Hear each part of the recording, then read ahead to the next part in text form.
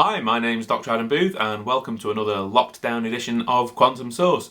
Now, I have to say that today, the clue to my mood is really in the name. I'm feeling a little bit bummed out with the lockdown, and maybe you are too. But of course, if you are feeling like that, then we should remember it could be a lot worse, and we should spare a thought for the Leper of Abercuawg. He's shunned by society, he's suffering from a pretty horrendous disease, he's practicing social distancing whether he really likes it or not, so he's in a much more tragic situation than we are. What do you mean you've never heard of the Leper of Abercuawg? Well, okay, I guess I can't really blame you, but the Leper of Abercuawg is the tragic hero of a really important piece of Welsh medieval poetry. And we're going to be talking about that poem and the power of poetry and the language of lockdown with our speaker today, who is Dr. Alaric. He's an Associate Professor of English within the School of English at the University of Leeds. So we'll be giving him a call in just a second. But first of all, find yourself a glass of something nice. One of the ideas behind Quantum Source was that fascinating facts are always best served with something that's quite refreshing. So, my recommended source for today, well, we're recording this just around midday, or was that mead day, did I hear you ask? We're going for a glass of mead, which to me seems to have like medieval slants to it. In fact, I bought the bottle of this from Whitby Abbey, so, a nice medieval slant there. So yeah, and it also turns out that mead is mentioned within the poem, so it's all quite authentic, all except for the leprosy. So you get yourself a glass of something, we'll give Alaric a call in a minute. See, I'm feeling better already. A bad pun and a glass of mead, you know it makes sense. I'll see you in a bit. And good afternoon, Alaric, there you are. Hello. How's it going? Okay, thanks. Today is quite a sunny, warm day, so that's good. Absolutely. Could be a lot worse. I'm feeling a little bit bummed out myself, so I'm hoping you're going to cheer me up with some cheery poetry. Oh, no, this poetry is not about cheering ourselves up. It's about reminding ourselves that other people are having a rubbish time too. All right. Okay, understood. Well, start by cheering me up then. Recommend me a source for lockdown. Oh, okay, yeah. So I actually don't drink, though I do like pubs. I Right. drink, but I don't drink alcohol. Though, as I say, I do like pubs, so I regret that they're all closed at the moment. And so one of my favourite things to drink is rooibos tea. And this isn't any old rooibos tea actually either, because luckily just before Christmas I went to I don't know if you know in Kirkgate Market there's this kind of tea emporium Right, yeah. stall.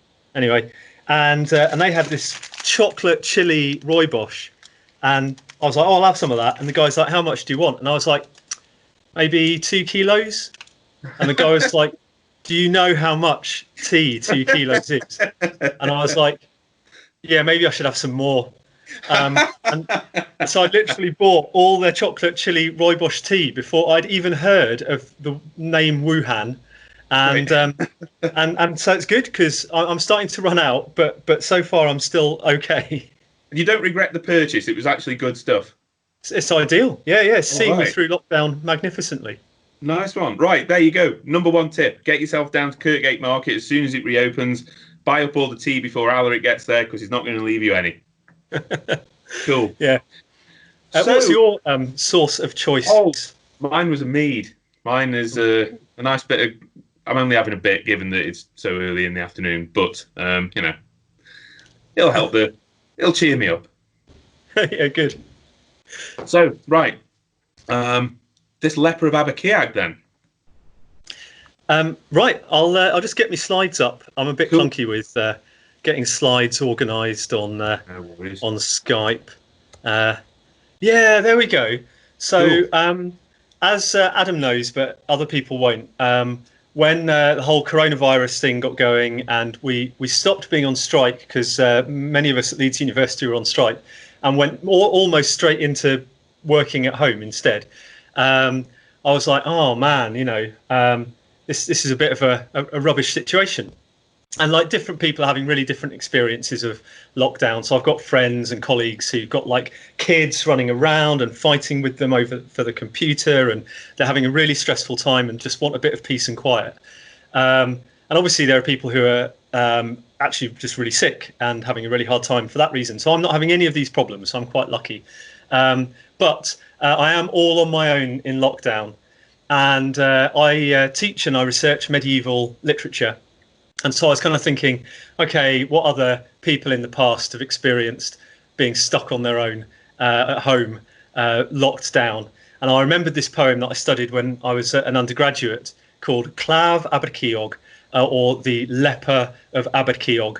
And to be fair, like, I don't think that people who have Hansen's disease in the present should be referred to as lepers. It's not a very nice thing to say. Fair but enough, I think yeah. it kind of captures the tone of the medieval Welsh.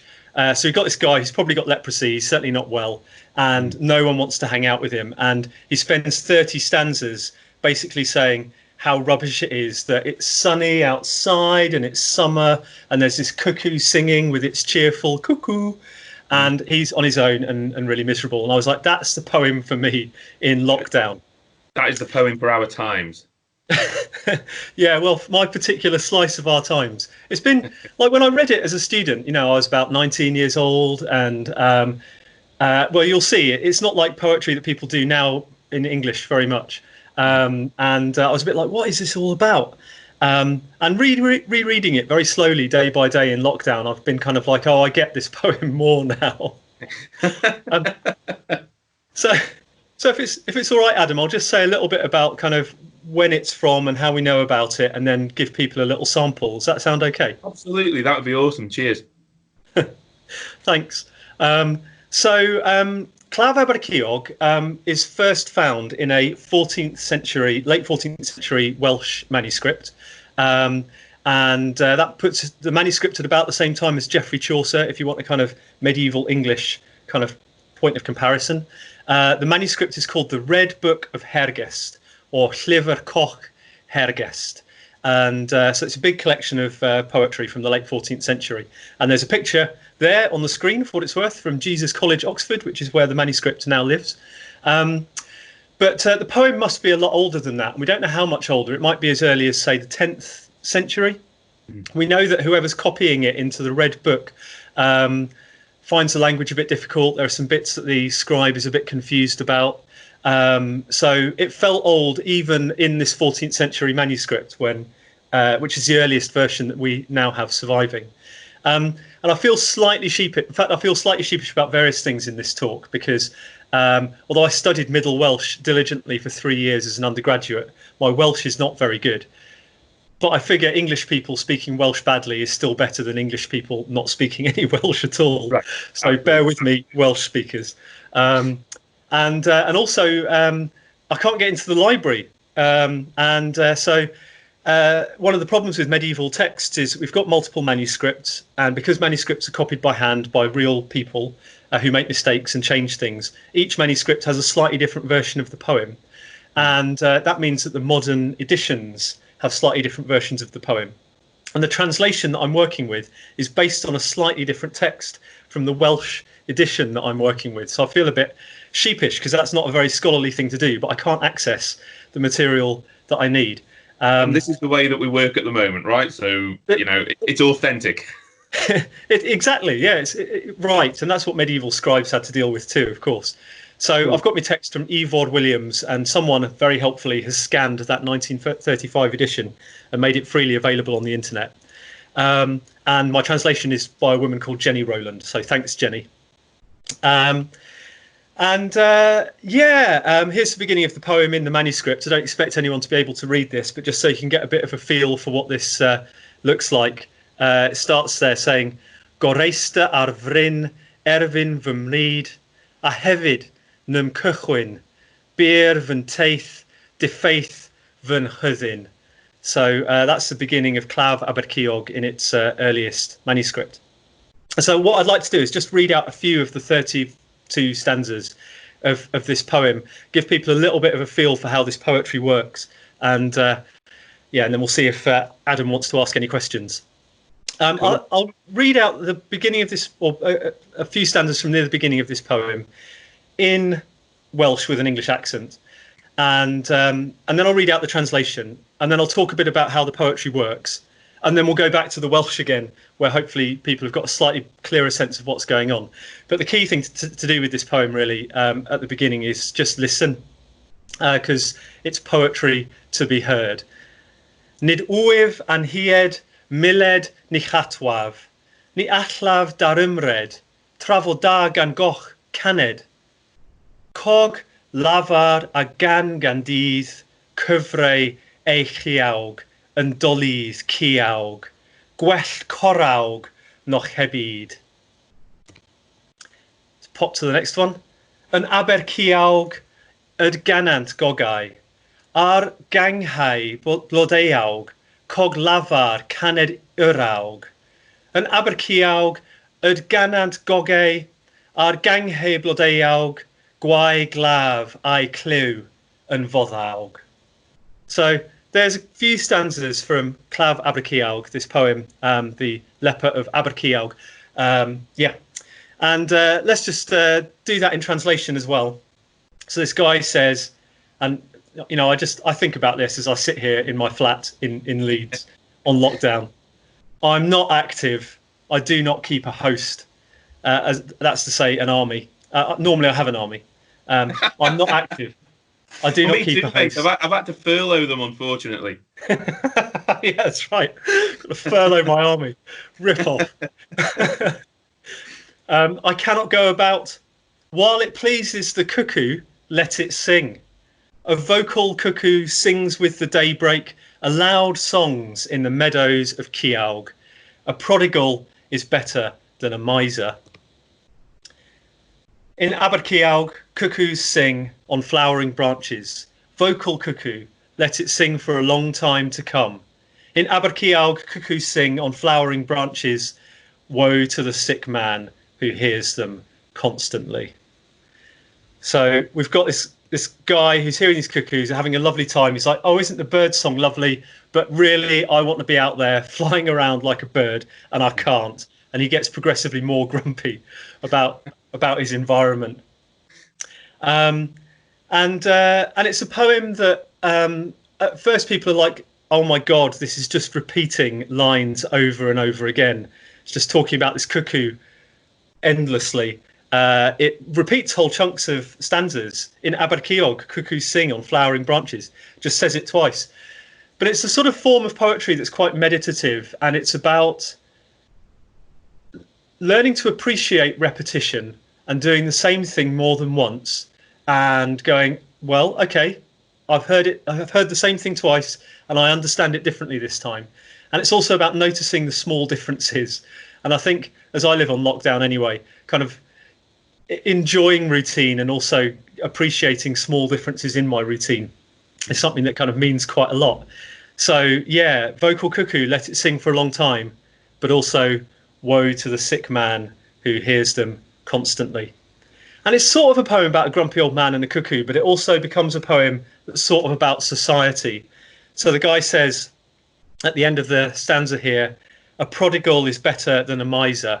Gwell corawg noch hebyd.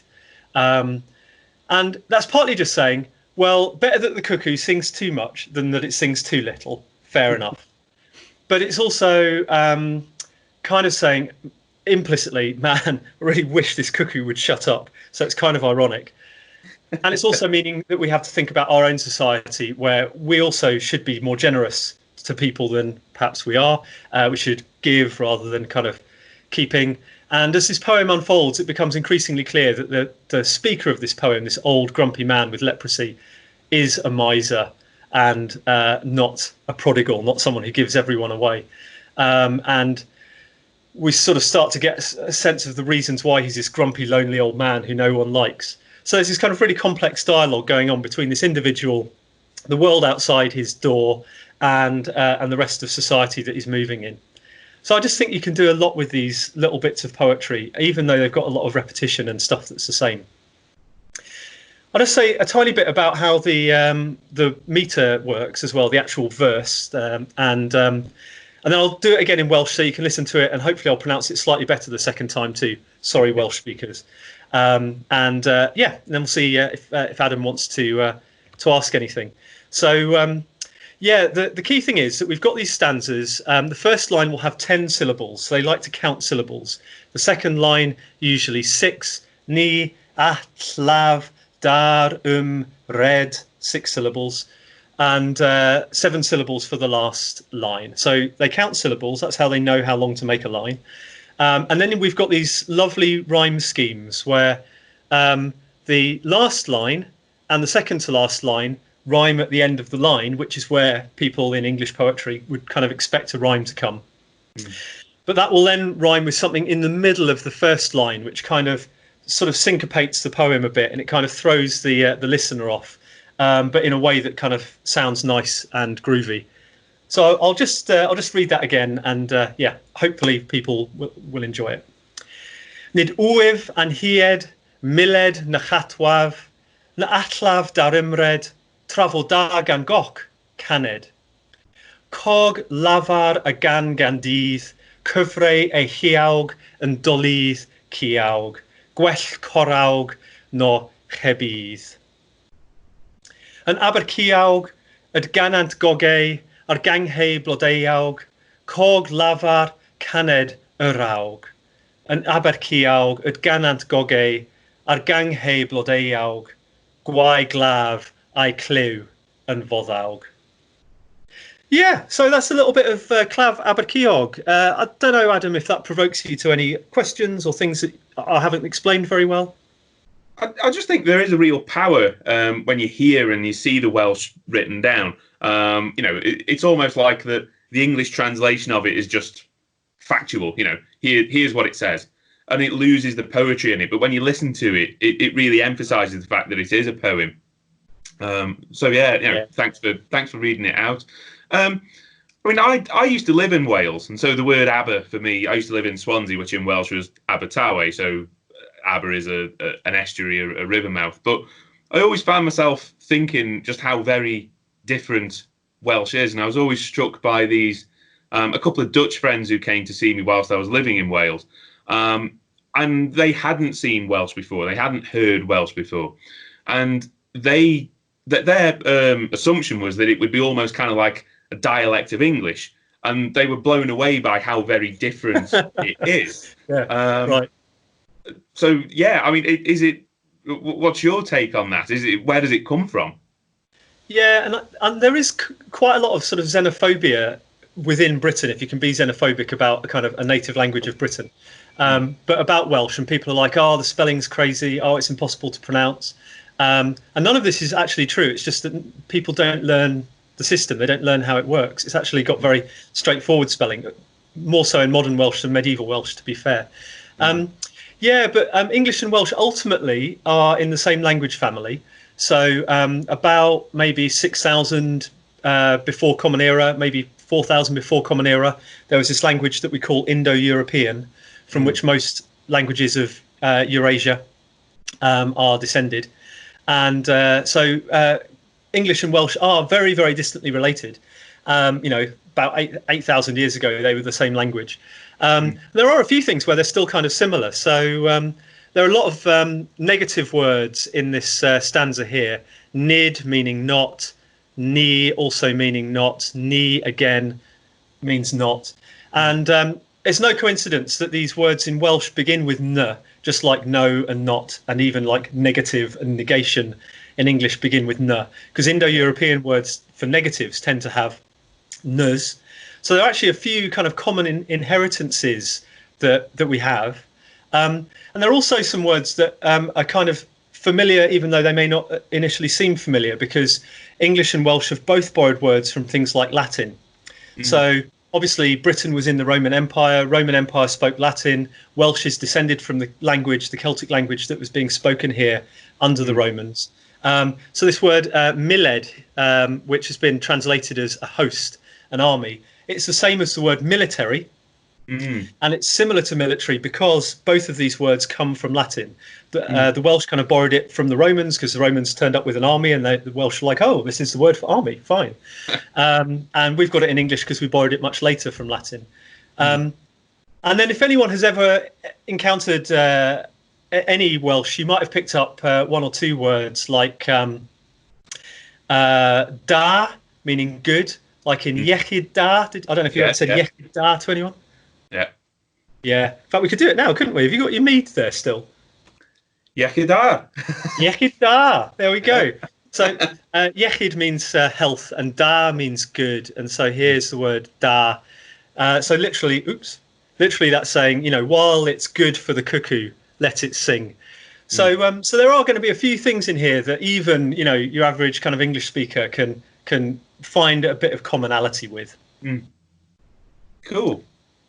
There was other things that you mentioned, like, how the pronunciation and the spelling might have changed from the first earliest writing of the poem. And I know that you can go and see sort of Shakespeare spoken in medieval English with sort of what our best take on a medieval English dialect is. And so is there that same evolution with Welsh, or is it kind of truer to its original form? Yeah, so like modern spoken Welsh is really different from medieval Welsh. They use a lot of different words and a lot of different grammar. But kind of modern literary Welsh, the kind of Welsh that you'd write if you're writing a kind of academic literary article, or if you're writing kind of classy kind of metrical poetry, that's still very similar to medieval Welsh. And so actually the pronunciation I was aiming at while I was reading this out is based on Middle Welsh pronunciation, so the pronunciation of the 14th century when we've got this manuscript from. But really modern Welsh pronunciation hasn't changed much. The spelling has changed, in fact, to make it easier. Like in modern Welsh, there's a neater match between the spelling and the pronunciation. And in the Middle Ages, things are a bit messier because medieval people are less fussed about spelling, basically. It's not formalised, I guess. There's not this system yet. Yeah. So differences are tiny. I've been wavering a bit between whether I say Ciawg or Ciog. So in modern Welsh, it would be Ciog, and in Middle Welsh, it's Ciawg. But, these are pretty small differences. So, yeah, literary modern Welsh is very similar to this medieval stuff. So if people do want to find out a bit more about Claf Abercuawg, I've written a Wikipedia entry about it. And there's a nice sound file there where my friend Peredur at Bangor University does the first 10 stanzas in nice native speaker Welsh pronunciation as well. So thanks, Peredur. Now, that's really interesting because I would just say that in order to put together the intro for this, I had to listen to exactly that recording to get the pronunciation good enough. Yay. I mean, you kind of apologise for your pronunciation. I imagine how I feel. So, I did actually practice it a bit, like Abercuawg. But that's really cool. If I get interested in something, I write a Wikipedia entry about it. And here in lockdown, I don't know if this is going to be true for many people watching, but like scholars, our libraries are shut. And in the humanities, history and poetry and stuff, people really like to publish hard copy books. And so there's lots of stuff that I would have looked at that I can't. And I really hope that being on lockdown is a prompt to my colleagues to get with it, with putting their work out there on the internet, so that everyone, including the taxpayers who are often funding it, so that everyone can actually read the stuff. Totally. So if people want to find out more about Claf Abercuawg, it's all there for free now on Wikipedia, so that's good. And I'll improve that entry when I can get the books again. We might just kind of glance at a couple more stanzas, just to wrap up. I like these two. So the poem just goes through these different musings about kind of life on lockdown, in a sense. And here we hear that cattle are in the shed, mead is in the bowl. Adam's got his mead, I hope. The wise man does not desire discord. The bond of understanding is patience. Cattle are in the shed, ale is in the bowl. Slippery are the paths, fierce the shower. Don't know what this word means. Something, the ford. The mind concocts treachery. Alaf and ale, meil am vedd. So that's the beginning of the first of those stanzas. Alaf and ale, Mael am lad, ale is in the bowl. And I just love how you get these contrasts here. So on the one hand, it just gives you this image of saying, it's the evening, end of the day, farm work is done, you've got your mead, everyone wants peace and quiet. Be patient to each other, guys. And then the very next stanza kind of gives us the same scenario, but it's like the paths are slippery, there's a rain shower, the ford, whatever's going on with it doesn't sound good. The mind concocts treachery. And it's just thinking of how exactly the same kind of social situations both provoke anxiety and fear and anger and people being horrible to each other, and patience and peacefulness and repose. And these paradoxes and tensions are ones that the poem is just really interested in, and it just puts them in front of us without explaining them, and reminds me a bit of life on lockdown. I was hoping to have a nice background on that slide. That's better. There we go. Yeah. Having Having spent time in the Welsh mountains, they often do look like the background in the previous slide. Yeah, good point. Now here the fog is lifted. And I was going through my holiday snaps from Wales, and alas, I have no pictures of estuaries. Like, Right. what was I thinking? What a fool. But anyway, it's just a lovely stanza, so I thought we could finish with it. Llwyd gwarthaf mynydd, brei blai on, o ebir dy hebcir ton, pefir, pell chwerthin, om calon. The top of the hill is washed out, fragile the tip of the ash. From the estuaries, a shining wave flows out. Laughter is far from my heart. Yeah, that's me on Clav Abercuawg. All right, Alaric, thank you very much. That was a really fascinating insight into lockdown. So it was really great. There was just one other thing I was thinking. So I've done some work as a geophysicist, looking under the ground for things, at Raglan Castle. And as I understand it, Raglan used to be this sort of centre of Welsh poetry. And when you think now about a centre of poetry, you think of like a hippie commune or something like that. But actually, the way that this kind of like poetic landscape was being framed was that it was much more about a centre of power, and it was real sort of politics to have all of these poets working at your castle. And is that true? Is my understanding right there? Oh, yeah. I mean, the kind of stuff that I've been giving us today is not the kind of stuff that you get paid to compose as a poet. It's the kind of stuff that you do for love, I guess. These kind of melancholy, introspective poems. But yeah, if you want to kind of turn a dime in medieval Wales as a poet, you get someone to pay you to compose it. And it's a bit of a brutal comparison. I feel slightly bad to these beirdd bards making this comparison. But they're the marketing people of their day. If you think how much money in our society just gets poured into advertising, that kind of money is being poured into these guys producing poems that often might be like, I don't know, 150 lines of praise for a prince, all rhyming on exactly the same sound, and you don't do that because you're going to make a beautiful piece of art necessarily. You do it because you want to say to someone, you paid me loads of money and I managed to get 150 lines all rhyming on the same sound. Right. I think I'm just showing how much effort I'm going to put into my poem for you. So it's the power comes from the lord of the castle being able to employ all of these poets, and it's basically showing his wealth. Yeah. And then, of course, his poetry is really memorable. It's got these rhymes, it's got the sound effects. So if you want to kind of ensure that a text about you gets out without people messing around with it and changing it, you need it to be in verse. So it's also a really kind of robust, marketing propaganda medium that people would just learn off by heart, and then eventually they put into manuscripts, sometimes years and years after the texts were composed. That's really interesting. Cool. Yeah, well, thanks. What I would say is if anybody out there does have further questions for Alaric, then they can post to the Quantum Source Twitter feed. Alaric has a occasionally monitored Twitter feed, I think, but your questions can find their way to Alaric. So do give him a shout. And thanks again, Alaric. It was great. Oh, thanks. Yeah, cheers. See you now. Bye. Bye-bye. Okay, so poetic perspectives on lockdown life from Alaric there. What I would say is that I really hope that laughter is not far from your heart at the moment, and even though it's tough, you are raising a smile, and I'd like to imagine that Quantum Source in its own little way is just helping you to do that while teaching you some stuff at the same time. If you want to learn more stuff, then keep your eyes on the Quantum Source Twitter and Instagram accounts. We'll be uploading more podcasts there in the next few weeks. Just remains me to say that I've been Dr. Adam Booth, this has been Quantum Source, you've been great, stay well, stay healthy, stay happy. Cheers.